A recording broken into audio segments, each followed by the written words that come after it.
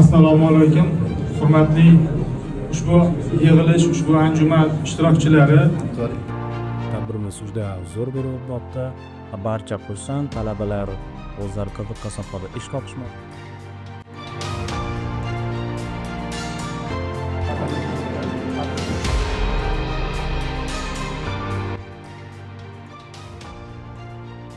Mahsulotlarimiz yaxshi.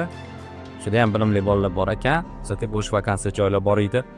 Bayko'la bank salmon filialidan kelganmiz. O'zi rezyume asosida ko'p tanlov saralab oldik bolalar. Top bo'lsa, shu bolalarni ishga olib jamoamiz kengaytirib ketish maqsadida kelganmiz.